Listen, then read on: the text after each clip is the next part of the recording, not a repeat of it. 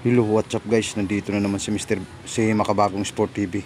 Pag-uusapan lang natin to. Si Pomo Lopez at si Ricky Hato nagsalita na tungkol sa galawan ni Pacquiao. Dahil idol talaga ni Pomo Lopez sa Manny Pacquiao. Nagkwento to sa isang media sa US kung tao ba talaga si Pacquiao. Bakit siya lang pinakamalupit na boxer sa buong kasaysayan. Kaya sabi ni Chopemo Lopez, bakit ganito katindi ang karir ni Manny Pacquiao sa boxing, kaya idol ni Chopemo Lopez si Manny Pacquiao. Bago natin umpisahan ang kwentuhan, intro muna tayo. Let's go!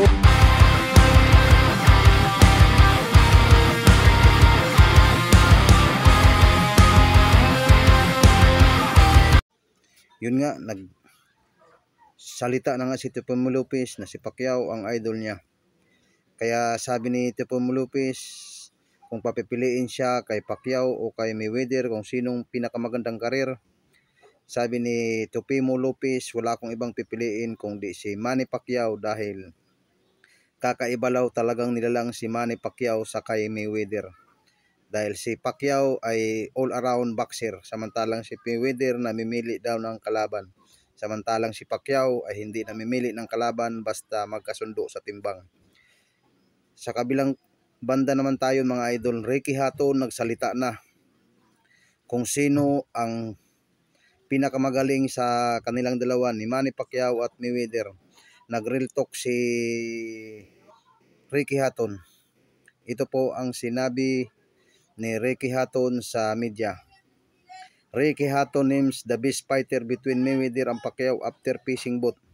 Natatandaan natin na naglaban si Hatton at saka si Mayweather, na knockout si Hatton sa round 10. Samantalang si Pacquiao knockout si Hatton sa round 3. Ito ang sinabi ni Ricky Hatton. I would say Manny Pacquiao just the speed.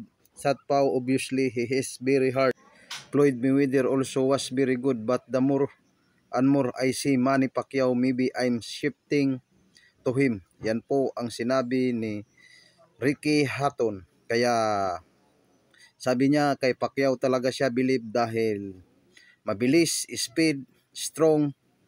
Kaya sabi ni Hatton, walang makakatibag sa record ni Manny Pacquiao na isang alamat na hindi na sisibol kahit kailan. Hindi na magkakaroon pa ng Manny Pacquiao sa kasaysayan ng boxing. Yun ang sabi ni Ricky Hatton. Kaya si Pacquiao talaga ang isang tunay na alamat sa larangan ng boxing.